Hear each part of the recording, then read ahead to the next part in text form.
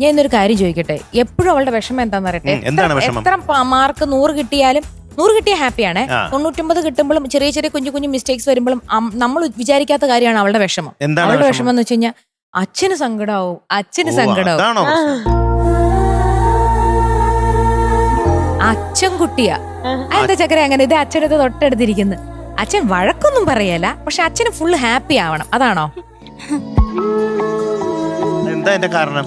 അച്ഛന് മൈക്ക് കൊടുത്ത് നിങ്ങൾ ആരെങ്കിലും ഒരാൾ എന്താ പറയാ, നല്ലോണം പാടുന്നാണ്. അപ്പൊ ഞാൻ പറയും അങ്ങനെ നല്ലോണം പാടണം പറയും.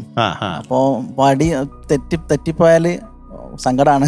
ഓ അത് ശരി, അത് നല്ലൊരു കാര്യം. തെറ്റിപ്പോയ സങ്കടപ്പെടുന്നത് വളരെ നല്ല കാര്യമാണ്. അപ്പൊ ആ തെറ്റ് തിരുത്താൻ വേണ്ടിയിട്ടുള്ള അല്ലേ?